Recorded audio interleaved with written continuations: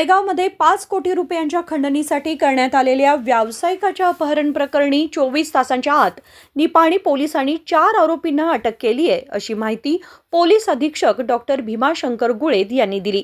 सुवर्ण विधानसौध येथे पत्रकार परिषदेत ते बोलत होते। ते म्हणाले, गोकाक तालुक्यातील कोण्णूर गावातील व्यावसायिक बसवराज अंबी यांचं अपहरण करण्यात आलं होतं। या प्रकरणी घटप्रभा पोलीस ठाण्यात गुन्हा दाखल करण्यात आला होता। अटक करण्यात आलेल्या आरोपींची नावे ईश्वर परशुराम राम गणट्टी, फुलगड्डी गावातील राघवेंद्र यमनप्पा बन्नप्पगोळ, जमखंडी तालुक्यातील रमेश मारुती कांबळे, सचिन रामप्पा कांबळे अशी असून या प्रकरणाच्या तपासासाठी विशेष पथक नेमण्यात आलं होतं। ನಮ್ಮ ಘಟಪ್ರಭಾದಲ್ಲಿ ಒಂದು ಹಣಕ್ಕಾಗಿ ಕಿಡ್ನಾಪಿಂಗ್ ಫಾರ್ ರ್ಯಾನ್ಸಮ್ ಅನ್ನೋಂಥ ಏನು ಪ್ರಕರಣ ನಾವು ದಾಖಲು ಮಾಡ್ಕೊಂಡಿದ್ವಿ, ಅದು ಸುಖಾಂತ್ಯದಲ್ಲಿ ಅಂತ್ಯಗೊಂಡಿದೆ। ನಮ್ಮ ಪೊಲೀಸರು ಕೇವಲ 24 ಗಂಟೆ ಒಳಗಡೆ ಆರೋಪಿಗಳನ್ನ ಮತ್ತು ಅಪಹರಣಕ್ಕೆ ಒಳಗಾದ ವ್ಯಕ್ತಿಯನ್ನು ಆರೋಪಿಗಳನ್ನ ಬಂಧಿಸಿ ಅಪಹರಣಕ್ಕೆ ಒಳಗಾದ ವ್ಯಕ್ತಿಯನ್ನು ರಕ್ಷಿಸುವಲ್ಲಿ ಯಶಸ್ವಿಯಾಗಿದ್ದಾರೆ। ಈ ಪ್ರಕರಣದಲ್ಲಿ ಅಪಹರಣಕ್ಕೊಳಗಾದಂಥ ಬಸವರಾಜ ಅಂಬಿಯನ್ನು ನಿನ್ನೆ ನಿಪ್ಪಾಣಿ ಹೊರವಲಯದ ಒಂದು ಪ್ರದೇಶದಲ್ಲಿ ಏನು ಆರೋಪಿಗಳು ತಮ್ಮ ಜೊತೆ ಇಟ್ಕೊಂಡಿದ್ರು, ಅಲ್ಲಿ ನಿಪ್ಪಾಣಿ ಪೊಲೀಸರು ಮತ್ತು ಘಟಪ್ರಭಾ ಪೊಲೀಸರು ಒಂದು ತಂಡಗಳನ್ನ ರಚಿಸಿಕೊಂಡು ಅಲ್ಲಿ ದಾಳಿ ಮಾಡಿ ಅವ್ರನ್ನ ರಕ್ಷಿಸುವಲ್ಲಿ ಯಶಸ್ವಿಯಾಗಿದ್ದಾರೆ। ಈಗಾಗಲೇ ಈ ಪ್ರಕರಣದಲ್ಲಿ 4 ಜನ ಆರೋಪಿಗಳನ್ನ ನಾವು ಬಂಧಿಸಿದ್ದೀವಿ। ಈಶ್ವರ್ ರಾಮಗೋನಟ್ಟಿ, ಸಚಿನ್ ಕಾಂಬ್ಳೆ, ರಮೇಶ್ ಕಾಂಬ್ಳೆ ಮತ್ತು ರಾಘವೇಂದ್ರ ಬಾನಪ್ಗಳು ಅಂತ। ಇದರಲ್ಲಿ ಮೊದಲನೇ ಆರೋಪಿ ಈಶ್ವರ್ ರಾಮಗೋನಟ್ಟಿ, ಅವನು ಗೋಕಾಕ್ ತಾಲೂಕಿನವನು, ಮತ್ತು ರಮೇಶ್ ಬಾನಪ್ಗಳ ಮೂಡಲ್ಗಿ ಅವನು। ಇನ್ನಿಬ್ಬರು ಕಾಂಬ್ಳೆ ಇರೋರು, ಅವರು ಜಮಖಂಡಿ ತಾಲೂಕಿನವರು।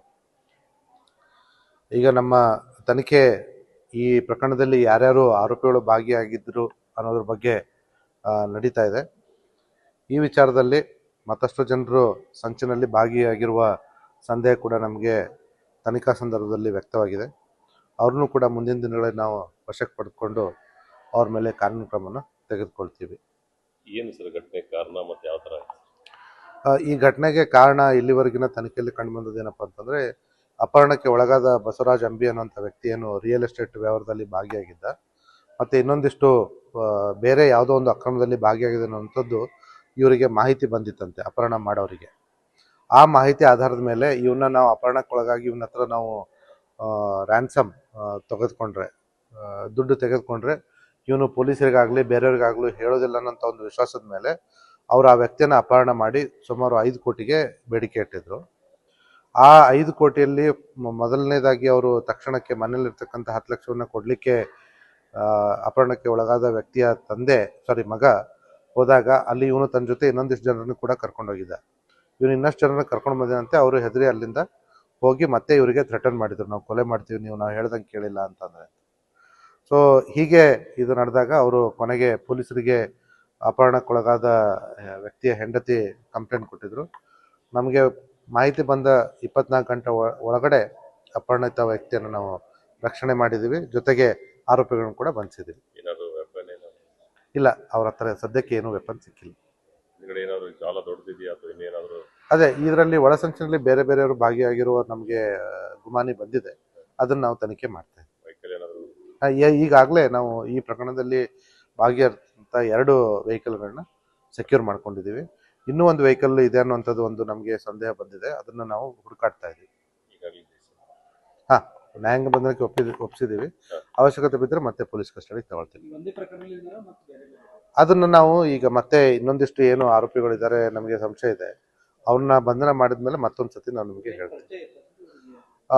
ನಮಗೆ ಇಲ್ಲಿವರೆಗಿನ ತನಿಖೆಯಲ್ಲಿ ಇವ್ರದ್ದು ಮತ್ತು ಅವ್ರದ್ದು ಮುಂಚೆ ಪರಸ್ಪರ ಸಂಬಂಧ ಪರಿಚಯ ಇರೋದು ನಮಗೆ ಕಂಡು ಬಂದಿಲ್ಲ, ಹಣಕಾಸಿನ ವ್ಯವಹಾರ ಕೂಡ ಇರಲಿಲ್ಲ। अपहृत व्यावसायिकाची पत्नी शोभा यांनी घटप्रभा पोलीस ठाण्यात तक्रार दाखल केली होती, अशी माहिती पोलिसांनी दिली। संकल्प शिंदे, KMM मराठी, बेळगाव।